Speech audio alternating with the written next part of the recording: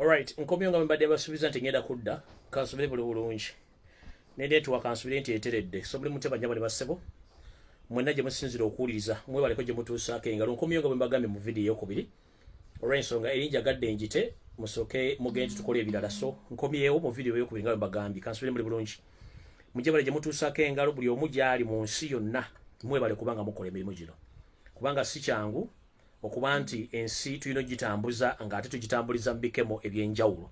So no mbalamusizzaako mwenna network is not clear. Ate unangamba clear kati simanyi is network clear or not? Eteredde ya bangambi network eteredde. So ndoza network eteredde.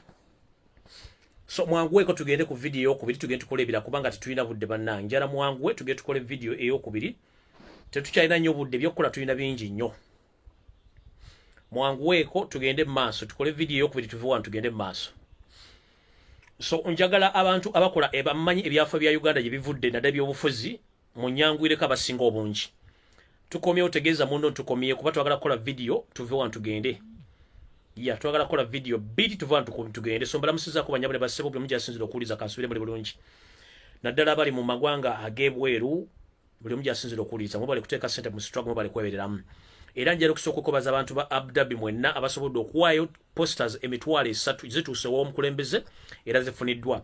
Njagala kutegeeza bana Uganda mwenna buli mujasinzira okuwuliriza please buli kibuga mu America mutuwe poster. Canada na mwe mutyo. Europe buli nsi. At least twagala ku savinga sente zinakozesebwa mu public address system omukulembeze nga agenza okuba campaign bitundu bene by'eggwanga nga sente at least eza kaza zandibadde za poster azikozesa mu kola public address okubanga agenza okutambula bitundu by'ejawulo by'eggwanga. So no njala tandika bwenti. Nazi kuno nga abasajja mabaddugavu naddala okwaffe mu Uganda twaberanga n'ebyokwerinda mu maka gaffe. Njala tandika bwenti. Mutandika okukola kye tuyita ku business z'abajja amaka gaabwe, faamu zaabwe, business zaabwe n'ebizimbe byabwe. Mbajjukiza nti bano abasajja okujja okuwamba Uganda basooka ku profilinga buli muntu yenna yayina ssente eyayina ebyobugagga abaagala ate bwe baamala ate bonna ne babatta. Kino njagala kibajjukiza nti buli muntu tandika okukola kye tuyita profiling ng'olina information ekwata ku basajja bano girileasing ogiwa omuntu. Bloga yenna oba agipostinga oba ajogera live please mukikole kubanga twetaaga okumanya abasajja bano na kubalaba nti tusobola okubakola kibagala tusobola kibakola. So nja kubasa buli muntu alina information twagala kukola kye bayita profiling nabo abasajja bano tukole ki tubakoleko nabo kye balina okukola. Njala tandika bwenti. Nazi kuno mu ggwanga lyaffe ya Uganda mu buwango bwaffe obw'abaddugavu mu Uganda twabanga ne kye tuyita ebyokwerinda mu maka. Era omusajja omuganda, omusajja omulugwala, omusajja omusoga, omusajja omukonjo, omusajja omutoolo, omusajja omukiga, omusajja omunyankolo oligino. Munju yabeerangamu n'effumu. Munju yabeerangamu n'omuggo, munju yabeerangamu n'ejjambiya, munju yabeerangamu n'akasaale nga byakwerinda. Nazzi kuno ffe tubeera awo tolinamu wadde akasaale, tolinamu wadde ejjambiya, tolinamu wadde effumu. Ekyo nno kikuteeka obulabe mu buzibu olw'ensonga nti abatamanya ngamba bajjanga okubba oba be tuyita abantu abazindukirizanga abantu mu mayumba naye omusajja omuddugavu edda yabeeranga n'ebyokulwanyisa bye ng'akuuma maka ge n'abantu. Sibagamba nti mutambule n'ebintu bino ku kkubo nga mwekalakaasa nedda. Ange sawa je bujja bugenda kudda ku bunnaabwo. So buli muntu yenna omusajja omuddugavu naddala ng'oli mu Uganda sawudde mwani mutandika okunyweza ebyokwerinda byammwe mu maka gammwe. Mukalukano mugenda kugiramu ababbi, mugenda kugiramu abatemu, mugenda okugiramu abatamanya ngamba. Kino nno kitegeeza ki buli musajja yenna ng'olina amaka oteekeddwa okuba ng'okikola ng'omusajja omuddugavu obeera n'effumu nju, obeera n'ejjambiya, obeera n'akasaale byakwekuumisa ng'omutamanya ngamba azze mu njuyo. Ebirina okubeeramu kubanga edda abantu babanga n'ebyokwerinda byabwe. Ekiro nga tewamuyise abatalina application era ne mu kooti bagenda kusiba kubanga ne mu constitution mulimu kye tuyita self defense omuntu osobola okwekuuma. Awo no sijja kulwawo. Abamanyi ebyafaayo by'obufuzi bya Uganda waliwo eyafugako Uganda gwe bayita Lule.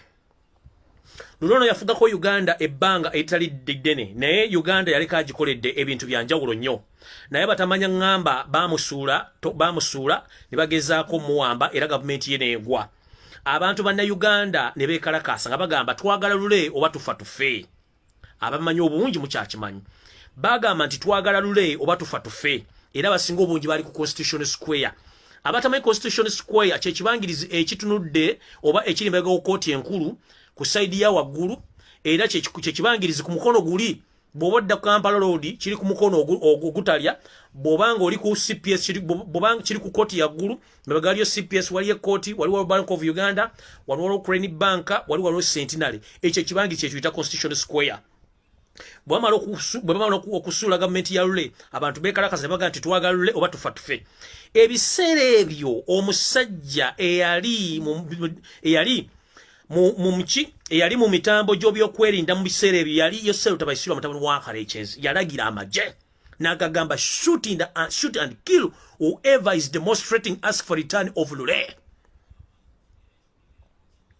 nkiddamu Yosero Tabaisirwa mutabani ali mu bitongole by'okwerinda yalagira buli muntu yana ali ku Constitution Square agamba nti twagala loba tufa tufe n'abagamba mubakuba amasasi mubatte era abantu bangi babakuba amasasi ku Constitution Square ne babatta nga Yoseri tubahabulwa mutabani wa Aleese yakoze eki yalagidde kati nno oyo musajja gwe tudiringa naye gwe mutamanyi kati nno ngenze maaso nga njala bawa information eno oba nsooka eriwa ndowooza nsooka eno still naye genda kubayamu oluzungu naye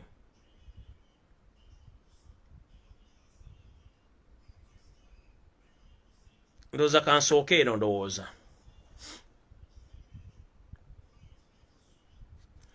information esooka eri bweti mwali mufuddewa ne mwetegereza nti omusajja ono Chairman Pyonda atandise okukyusa amateeka agatali mu Constitution ya Uganda agafuga akakiiko k'ebyokulonda 1 ataddewo etteeka erigamba ba presidential candidate bonna balina okubanga bamaze okufuna COVID-19 test ako kake mu Constitution tekalimu yavuddeyo n'agamba nti agenda kujjawo system gye tuba tukozesa remember system tugenda okulonda tulonda olunaku lweru tulonda president ne tulonda member parliament omutamanya ngamba ono balina akakodyo ke bazanya ye yagambye nti ku lunaku olwo tugenda kukyusaamu bamemba parliament balonde ku lunaku lulala ne president balonde ku lunaku lulala kino ekivunulwa nti bano bagamba bwe bati nti during the process okulonda president nga tulonda MP Museveni ayinza okuluzinga mukuluzinga babati bakyasobola kontrolinga ki bantu olw'ensonga zisatu zijja kuva ziraba nga parliament yagulanya agitutte n'obukulembeze kyagulanya abututte bajja kuba tebalina bagenda kukola ki kulwanira kati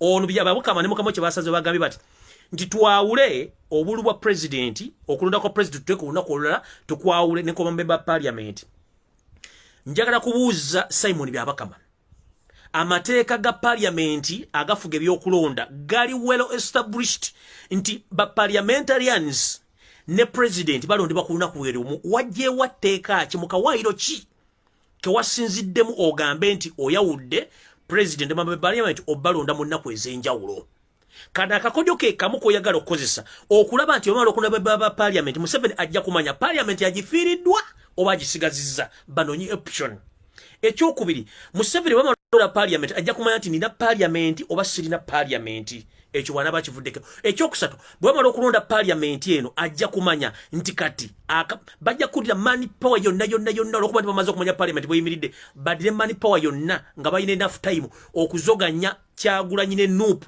okulaba nti babba akalulu kubanga MP bonna bajja kuba bamaze okumanya nti tuwangudde badire amaanyi gaabwe gonna bagayuwe ku presidential elections mukubba mukutulugunya mukusiba songa ate wano batuba nga tuli mukakunizo ke kamu kwe kulonda president kwe kulonda member parliament tebalina kye basobola kukola twagala kubuuza Byabakama etteeka walijjeewa erikukkirizo ya ulemu akaluka president n'akamember parliament eyo trick ya kubba era nsaba balooya abakugu ne parliament mudde mubuuza omusajja ono lwaki yakyusizza ebintu bino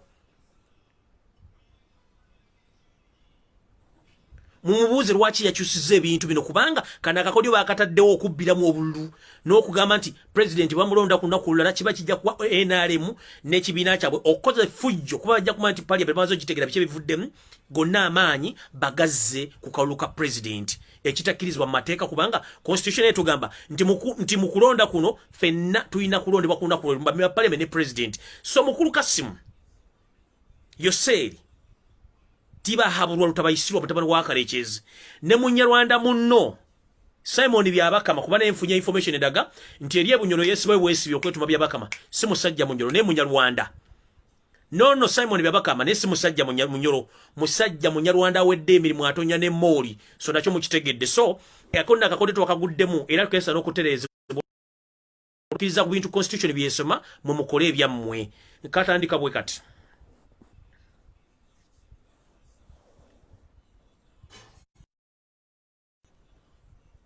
The man is going to steal votes. The president should be elected on the same day together with the MPs at the same time. You ought to vote MPs, women MPs, and the president on one the same day. Parliament should be used in to change the voting system. He has created so many fake polling stations using electoral commission. The man should be removed by popular uprising across the whole country like Sudan or be eliminated. The man has confused and make Ugandans poor. Ekyo mukitegedde bulungi. Tugenze mu maaso.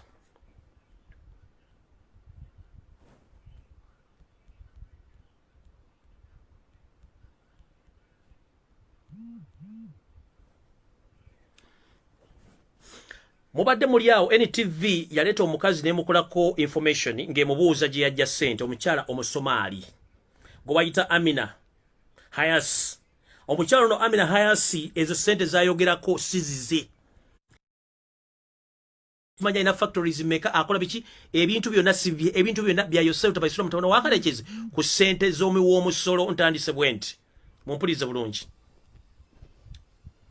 The president on the 22nd of October 2020 opened a sugar factory in Amulu, property belonging to Amina Hassel, a Somalian, but it was Museveni who gave her billions of shillings. That lady is a partner with the partner of Museveni and Honorable Sam Kutesa. She was given billions by Bank of Uganda. Not our own money. Those factories opened by Museveni are his. The Minister of Trade and Industry, Cooperative, Honorable Ameria Chambade, is the one officially supposed to commission them, but he doesn't allow her. No investor brings to Uganda. The man is finishing the consolidated account of funds. All URF funds are spent by Museveni. That Somali lady was given billions of money on Chogam funds to build apartments to be used, but she owns it together with partner Sam Kutesa, business money who have all collapsed. Baba government omukyalo ono apartments zayina ekolo wagulu ku State House za sente esente zabbibwa muki ku Chogam okuba nti akola ki yefula nti yenanyini apartments ezo oyo omukyala si yenanyini apartments ezo sente zonna za Museveni. Omukyalo yabagamba teyasoma. Yabagamba nti Musomaali twagala kubuuza abasomaali bameka mu Uganda abalina ssente bwe mumanyi. Omusomaali gwe tumanyi abadde alina ssente gwe bayita Mandela sunu naye tumaze okuzuula nti ssente zaani za Salimu Sale. Kitegeeza nti bano abasajja batuzanyira ku mutwe kati ssente batandise ziteeka mu bantu bagwira okulowooza nti bakola ki be bagenda tutegeera. Kati ngenze mu maaso mumpulirize bulungi no information eri loud and clear. The Uganda Military Intelligence, CMY, has stepped up efforts to build up Kayumba Nyamwasa, the left RNC, to make a war on Rwanda. Right is CMY head Major General Abela Kandiho. The news reaching on our desk is that the regime of Uganda, led by Yosef Tabaisirwa, the son of Karekezi, through the chieftains of military intelligence, that is SEMI, has stepped efforts to build up Kampala's main anti-Rwanda process, Kayumba Namwasa, that is RNC.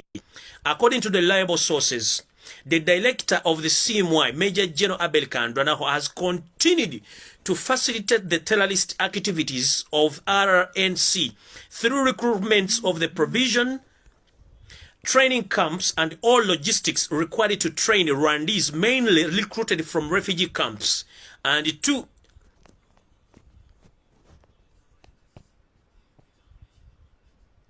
ndoza mulidde bulungi bana bagamba ati kampu eziri wansi zonna za kampu za Banyarwanda mwe bajja abantu abajja okutta bannayuganda ne bakola ebyabwe.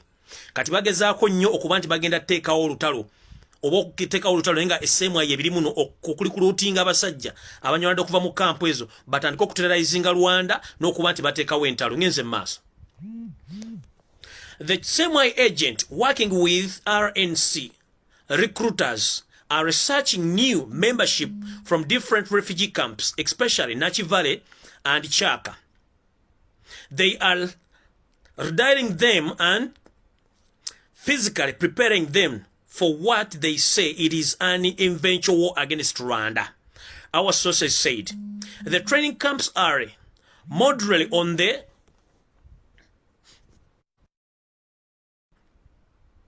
indoctrination tactics that have long been hallmark of Museveni regime for brainwashing ordinary Ugandans. All our sources reveal that Chaka courses that same way is running and train the RNC recruits purposely teach an ideology of blind hate against the government of Rwanda. In sources, recruits, same way and NRC proxies. However, we have not limited themselves to refugees camps. This website has past exposed how RCN agents in Kampala like Pros, Nabona, and Sula, Nuamanya, and Press Dongo Self-Worth Initiative have been fanning out all over Uganda, setting up NRC cells. They have done this in areas like Mbarara, Chotera, Muwende, Hoima, Kakumiro, Chiboga, Mitiana, and other areas. Semwai and other RCN agents that worked under the guidance of Kahindo a long ago started recruitment in Ugandan districts such as mentioned above with sensible Kinyarwanda speaking communities along settled in those areas. It hasn't all been smooth sailing for CMY and RC. However, as recruitment and training drivers sometimes are busted by other law enforcement agencies. In this because CMY is supposed to work with ARNC and therefore doesn't inform other organs like police, sometimes even its own liaison officers in different regions of informed sources says.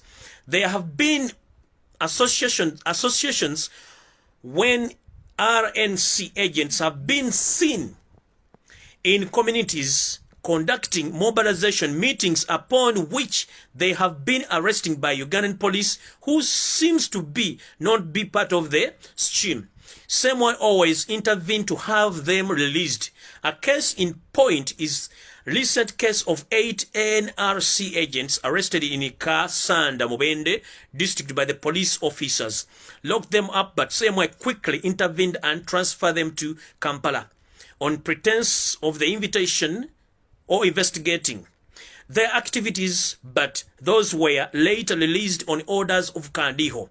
Information reaching is news that the website is recently upon hearing of some mysterious training going on in UPDF Major actually heads the intelligence in the 2nd Division based in Makenke Barracks, Mbarara. Interviewed and thought to arrest trainees for questioning. It is only realized that it is illegal and unlawful training, in fact, was sanctioned by the bosses at SEMWA headquarters in Lumbuye, Kampala. Kandiho had left such activities to go on without any knowledge of his liaison men in Mbarara. The man who left with no option but to back off. But after the NRC camp were exposed, they resorted to the cover of refugee camps, transferring training to Nachi Valley and Chaka camps. Respectively, beside the training in those camps, NRC, assisted by the CMY, has since June 2020 been training cadres at the safe houses in Bugolobi, located at Impanga Cross Street, Polit 21. This facility is guarded by Ugandan security officers.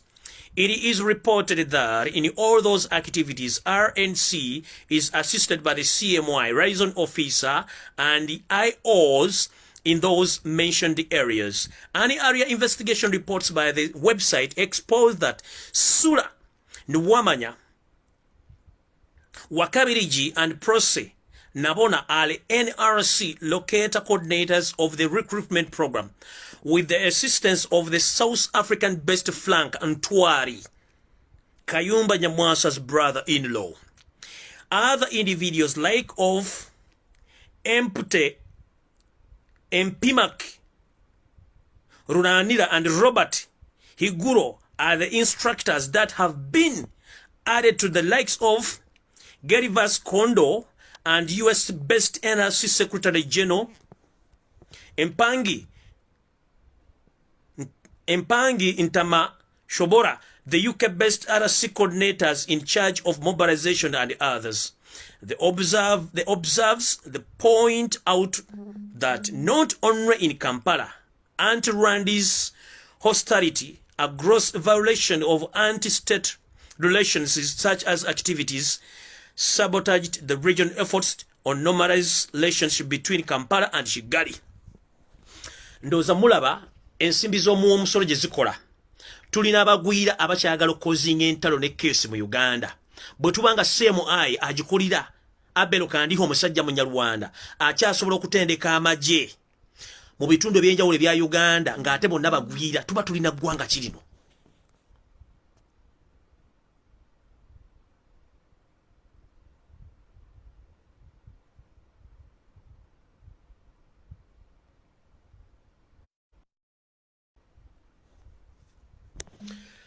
Ndowooza buli omu kimuuzaayo ku kye nayogera nti tuli mu under invasion oba occupation. Bwe tubanga tukyalina ensi erina mentality erowoleza mu mundu nti emundu yeyina okusalawo buli kimu. Bwe tuba tukyali mu nsi erowoleza mu supplementary budget each and every day nga tewali ssente ziddukanya ggwanga, tuba tuli kuki? Bwe tuba tukyali mu system erowooza nti political matters zina kusolvingwa na elimination, tuba tuli mu nsi ki? Bwe tuba tulina mentality erowooza nti each and every crucial point oba crucial office mu Uganda erimu ba refugees bali managing, tuba tuli kuki? Bwe tuba tukyali mu system nga ba minister almost 40% bonna Banyarwanda nga bakwata ne sente zaffe enkalu ne zigenda developing Rwanda. I've been asking you people that why is it Rwanda is growing so fast than our motherland Uganda? Because all the taxpayers' money collected from you Ugandans is well spent in Rwanda by implementing their programs, their plans, including the infrastructures. So much tegedde bulungi abasajja betudiringa nabo. Buli musolo gwowa genda kuzimba Rwanda. Kubanga individuals abali mu government bebakwata sente mazitwalira kudizimbe waabwe. Remember, Rwanda is more advanced than Uganda in kind of infrastructure, military, education, otherwise buli kimu eri more advanced than we. But what went wrong with our motherland? We tusasula omusolo mungi as we Ugandans. Forcefully ogutayinako na accountability. Twawala sente okuva mawanga g'ebweru, but 70% sente zetwola on loan. Sente zikirira bukirizi ne zigenda e Rwanda. sente zonna ezisasulibwa mu Uganda ezijwa mu treasury zigenda direct kola business z'abana abasajja Rwanda nga tetunagwe twebuzizaako n'olya minister of finance oba parliament secretary ye pious bigiri man and then you ask seriza fuwaje ziraga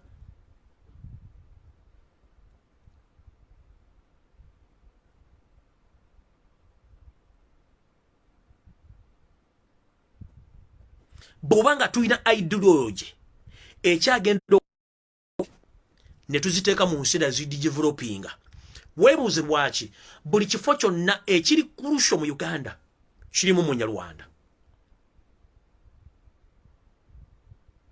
finance banyarwanda URA banyarwanda Central Reserve Bank ejjudde banyarwanda Minister of Defense ejjudde banyarwanda all generals banyarwanda the main international airport ejjuddeko banyarwanda the state house is occupied by Rwandese refugees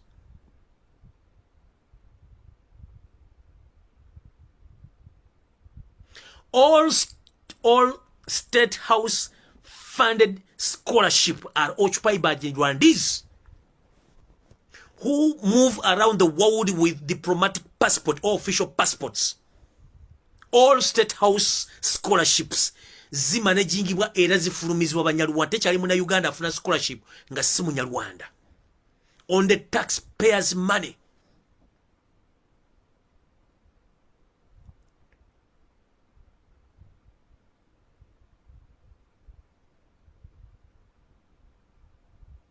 Rwanda yatandika okubeera mu 94 mutunulire airport yewefaanana. Does it resemble the international airport of Uganda Entebbe? Rwanda eyina ennyonyi eziri ku international level fe tuyina buno butukutuku obukwata ku luguudo lw'Ennakawuka bali batandika okubeera mu 1994 okuba nga bali settled nga bavudde mu genocide.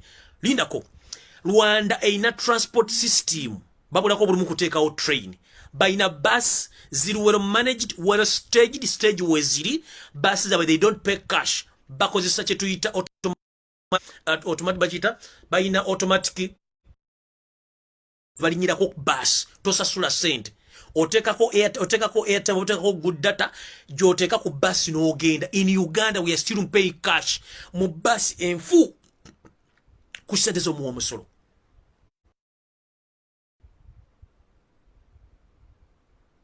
How many times have you heard that Rwanda babadde n'amata bagassa abantu oba gayingiridde abantu kuba buli kyumba kikoze?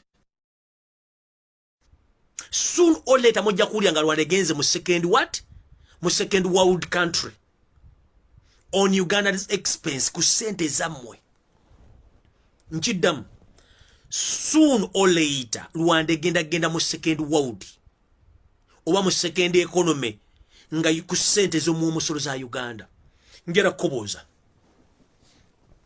bw'otunulira Rwanda physically balina economic activities ki ku world market?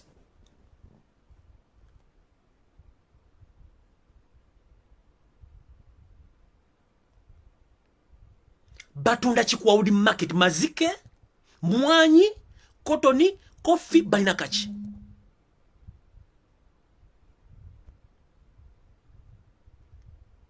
Mu Rwanda enguudo eziriyo mu Uganda teziriyo nenga sente za muwa musolo. Sente ezikolerwako enguudo e Rwanda sizo sente zikolerwako mu Uganda. Kilomita y'oluguudo mu Uganda ekolebwa wakati wakakadde ku mitwalo 8 gya dola. E Rwanda cost y'oluguudo kilomita emu eyinza okuba ndozetoweza na mitwalo wadde 10 gya dola. Nenga sente ziva ofene zigende Rwanda.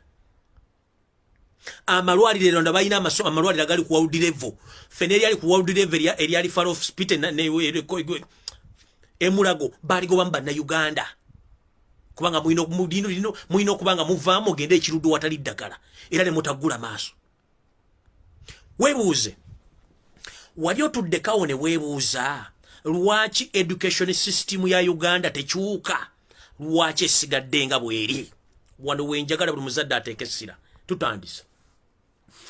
Kenya Tanzania mbatadde kumpi balina taamu mu mwaka E Kenya, Tanzania, baina tamu biri buli mwaka. Genda okole survey. Mu Uganda tuyina tamu 3 mu mwaka. Wade wali akalipo. Ba member parliament ebitundu nkaga buli 10 abasingo bungi bayina amasomero aga private. Na masomero ga government. Waliwo ebuzizaako lwaki omwana wo kati asomera milioni 2 buli term. Amasomero ga government agaliwo amafu. Syllabus amasomero agali private jigasomesa nabado jibasomesa. Njara kubuulira kichenyo kye basomesa okusinga ku masomero ga government. Lwaki education system mu Uganda eri more expensive than other neighboring countries? Era lwaki Uganda we are still in the ordinary fashion of education system whereby two system osomesa bana tamu 3. If I may ask this question, on average, how many Ugandans earn 1 million per month on average?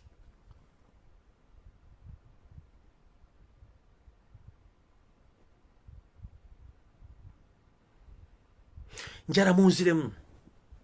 Bwabanga omwana wasomera 1.5 over 2 millions per term.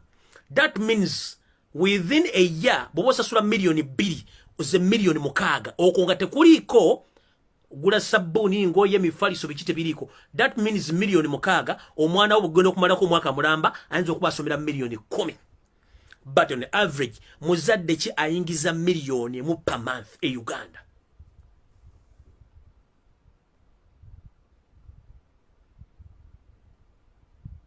Okujja nga namwe abazadde mu Uganda mu economics etuyita nti mwebba obanga muine nyingize yenjawulo nga mwagumya mitwe nga mmali nga temusoka kutulako wansi ne mugamba nfuna emitwalo 2-3 omwezi naye sente zensomesaamu omwana milioni 2 obe mu kitundu buli tamu nzijjawa. Remember tamu za Uganda ekinene zirimu emyezi 3 n'ekitundu. Then after 3.5 months you have to pay again 1.5 or 2 million Ugandan shillings to cope up with those government officials and members of parliaments abasomesa abaana baabwe.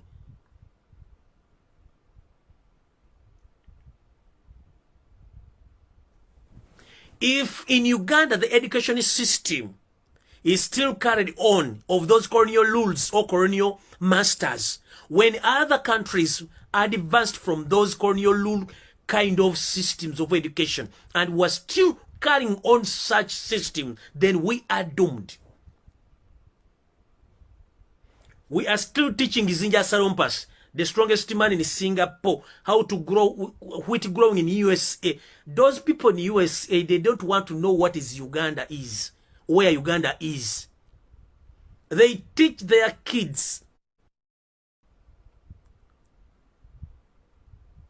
what they think that those kids they need at the world market. But for us, to somesa Zinja Sarompasi, the strongest man in Singapore, nga neba na Uganda mutu ko basomesa ku A level, ko basomesa history, oba ku O level, ne basomesa South African history, European history. What kind of shit is this? Nagenda di mu South Africa some history wa ya nyamba chi, nga simanyi history wa Uganda.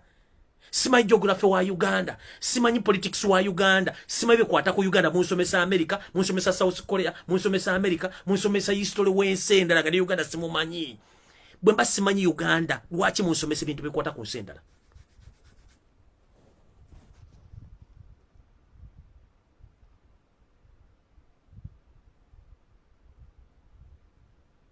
Ensi zonna zirina ttaamu ne mutusomesa Canadian pererizi, ne mutusomesa kasasiro ye nangenda okuva mu ssomero nga sina kye ngenda kukola nganza omuntu. Remember, abaana bonna kasita amala okusoma kye tuyita nursery school. Abazadde kikkakatako okutandika okudiscovering omwana wo kyasobola, omuzungu kyatusinga n'ensi endala. To discover the of your son or your daughter. Nomanya omwana wange ono omutwe gwe gusobola ki? Kikyasobola. That's what kali amasomero system agas omwana bwatuuka mu primary bamanya omwana wa Lumbuye alabika alimu ka maintenance wakasamba omupiira, anaaba muyimbi, anaaba muzimbi, anaaba mubazzi, anaaba musirikale, anaaba munnamateeka, anaaba muki. kati bino ebintu before the teacher to discover your kid his ability, it's you the parent to discover the ability of your kids. But unfortunately bana Uganda gwekasosa school fees ogenda mwenge obeera kumpira jamani ofa kuki, you don't discover the skills of their kids. Muberekera abasomesa tebalina time oyo mu Uganda kubanga no mu Uganda 70% of the teachers in Uganda are half-baked. 70% of all teachers in Uganda half-baked, because even them, they pass through the same education system which is doomed.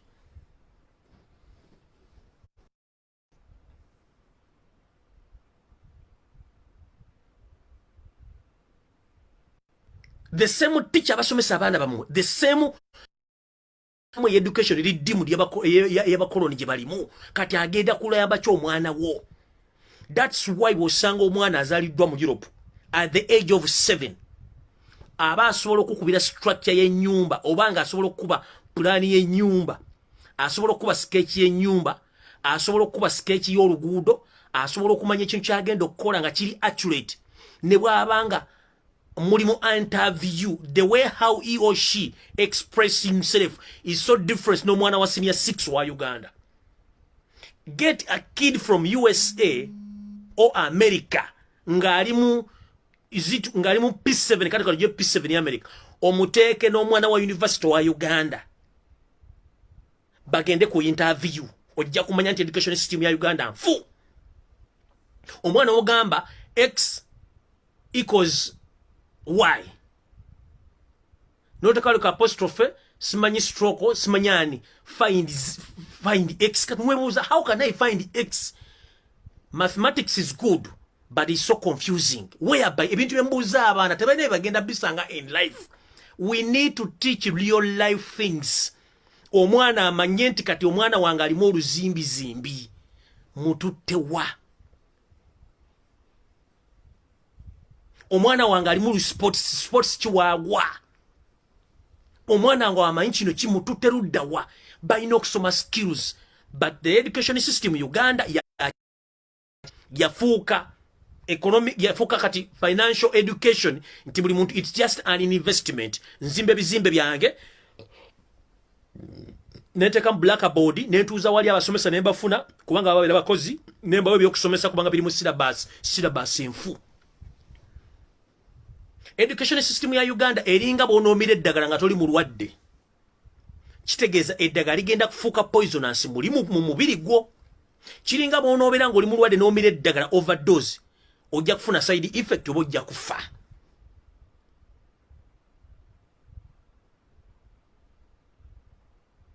So fena twasoma zinja charompasi, twasoma strongest man in Singapore, twasoma wheat growing, abasinga obungi tuli ku byeyo. Singa mwatutegereza nti okusoma buzaala ne tumanya ki ekyokola ne tweyiya. The biggest number of Ugandans right now worldwide, they are not there because they want to be there. No, they are there because they went to look for green pasture. Abasinga obungi balina degree beera nguudo. Abasinga obungi balina degree bakola bayoza toilet. Abaana bali mu Buwarabu balina degree. Abaana bali mu Buwarabu balina zi certificate, bali mu kwoza masuwaani, kunaaza abaana b'Abawarabu na kusimula mayumba. Singa omuntu yalina obwongo butono nga tasobola kusoma, oyo no mind tasobola kusoma, ne mufuna ekintu ky'omuntu n'akikola nga mulungi mu kusiika pan, n'afuna tactics mu kusiika pan discovering pan design zendala design ndeze byokulya, oyo abeerawo. Ne tudidde abaana tubapuushinga tubateekamu kasasiro education. So during the new regime, education system ya Uganda erina okubeera revoked yonna.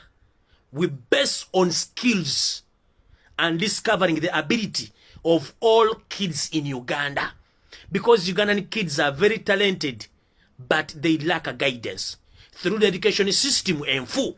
How dare you, the leader of education in Uganda? She's a senior 2 dropout. Yakuli aba PhD holders, ba master degree holders, but she's a senior 2 dropout.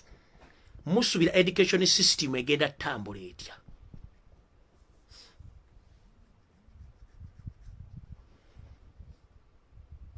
Ali waggulu akulya Makerere University alina PhD. Owa Minister of Education alina masters. Naye abakulira bona baga nti kino kibeero kino tekibeerawo, senior 2 dropout. How can we survive? We can't survive.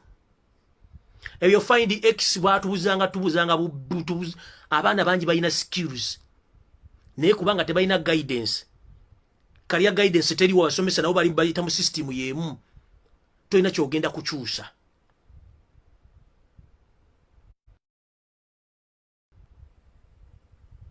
Ekyo kibagambye olwe mu kyetegereze.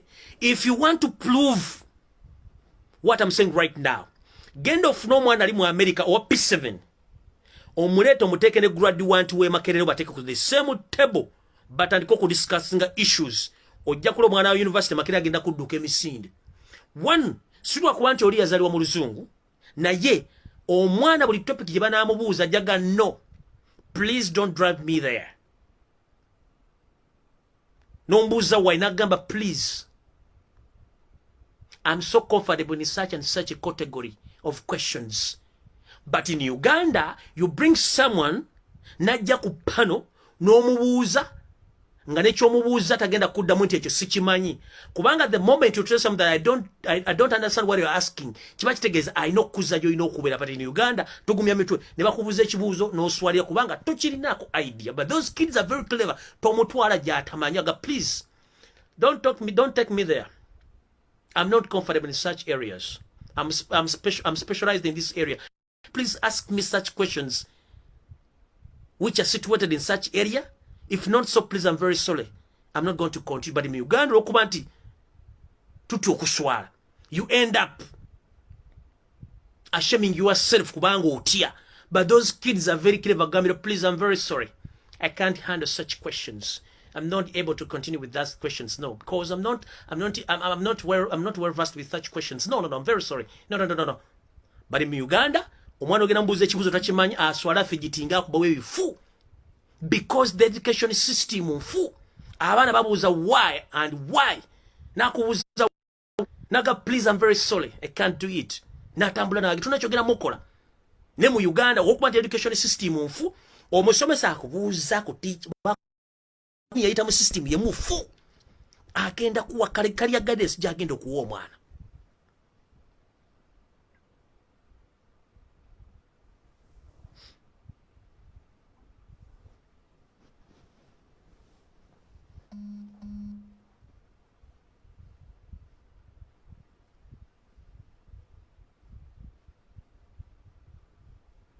We should change and we should focus.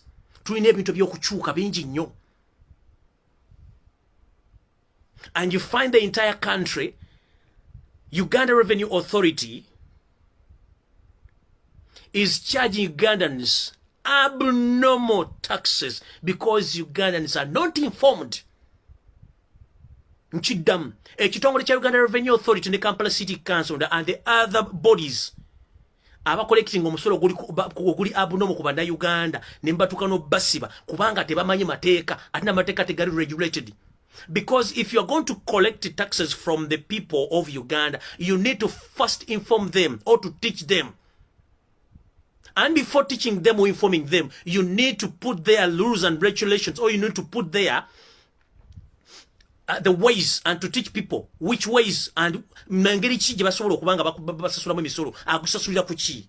Like ozonsanze edduuka lyange tokoze kye tuyita onsanze n'edduuka lyange ntaddewo botiki yange eri worth $50,000 eza dola oba eri worth million 10 njitaddewo botiki yange.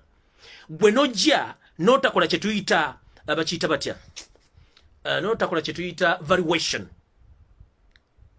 Notakola valuation kye tuyita valuation ojja notuuka mu dduuka ly'omuntu n'omubuuza ssebo gyebale ku nti kale nti gwe mwami gundi nze mwami gundi kyoke tuva mu Revenue Authority tuli mu department twagala kumanya edduuka lyo gwe nnyini lyo nti ye license luwa nti yiino emisolo gy'osasula otya kye tuyita okulaga ennyingiza yo n'ensaasaanya. Okulaga ennyingiza n'ensaasaanya kubasinziira okumanya musolo ki gubagenda okubbiringa.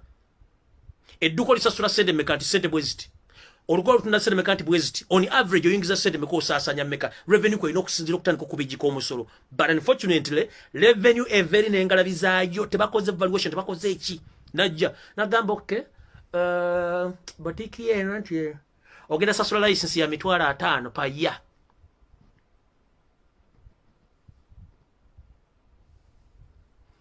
Tamaze kunoonyereza business wagitandika ddi, erimu sente mmeka, oyingiza mmeka, osasanya mmeka, yabinaga agenda sasula segundi license ya mitwala 5 paya.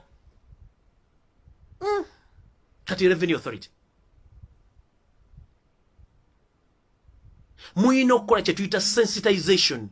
You sensitize the Ugandans to the fullest so that omusolo gwasasula agumanyi nga amanyi ne value yago. Kati nenda kuzino musoloza abantu omuntu alina capital amitwali n'omusolozo omusolo buli lunaku on daily basis nenga capital tomutunulide sene atunda ovakado 15 zalina mu kibbo. Imagine omuntu alina ovakado 15 ovakado ya nusu 10 azeti kokuva enakawa ayingira ekibuga atunda ovakado emwemu wa state council namusanga watu dena mugamba njagala sende omusolo njagala omusolo oba sikyo n'omukwate kibbo ky'ovakado n'okikasuka wansi ovakado n'omunyiga yena n'ayiika ne tomaze kubuuza omukazi no wetikire kibbo ky'ovakado mulimu ovakado 20 nga bikyo ovakado kya sente ayina sente mekazi atadde bu.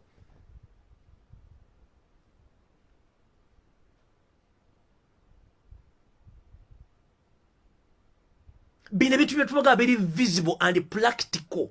Tubadde wano mu coronavirus nga tulaba system zano buzitambula whereby the entire city council basituka ne bajja ku ground ne ba visiting aba partners babo kubanga abantu bakola business bebabeera ba partner kubanga bebayenga ba clients babwe. City council zajjanga ku ground zibuuza abantu ba maduuka embeera mu gisanze mutya omuntu nakunyonyola mune bukyanga tubeera mu COVID-19 sisasulanga situndanga yo nedduuka ndigulako bagundu tewaliwo.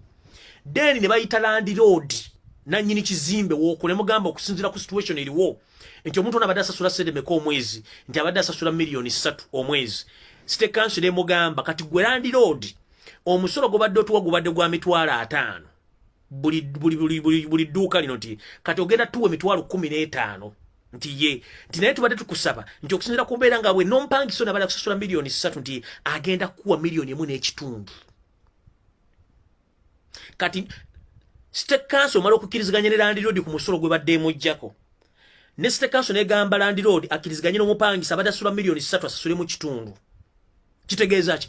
Then State Council egenda kuddira omupangisa mugambe nti obadde osasula omwezi obadde okola sente mmeka ng'ajja ebitabo nti abadde nkola million 8 omwezi nti tubadde ebitabo biraga nti obadde otuwa omusolo gwa million 1.8 nti ye katogenda tuwe mitwalo 8 million tukujikugyeko olw'embeera eriwo mpaka until further notice. Babadde bakikola nga routine after 2 months bakibera kubakira yansi baabwe engeri gye balina okufunamu omusolo okendeza ku musolo ku bantu after bwe bava ne bagenda mu banka bazira nyo bagati teri muntu yenna ayina loan mu banka akirizibwa kuddamu kusasula sente zina until further notice economy ngeguddewo era ne bakikola. Right now business zagulawo abantu batamutoli eyo kalakasa mbwate zinnagadde tebiriyo kubanga abantu bamanyi kye bayita business bamanyi gye bajja omusolo mu Uganda. Bw'olabirange ennyonyi enswa egoba ennyonyi omusolo agoba na nyiri bintu agoba wa revenue kubanga tulina babbi.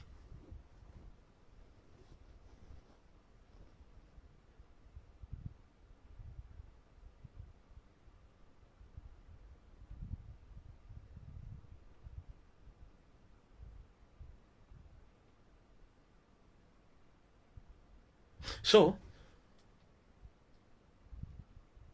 sasa gena kwera nya. Okay, ndoza kambaleke banange. Twogedde nnyo nenga maliza video eno. Nja kubasa buli muna Uganda ina jali please.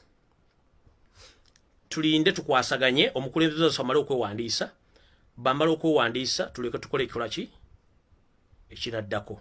So ndoza mukama ba 15 ampeera. Ekyokola mu kimanyi tuli under occupation. Tugende tukuma akalulu kaffe tunobera kyagulanyi sentamu era tumukuume mukaba 13 ampeera mweraba.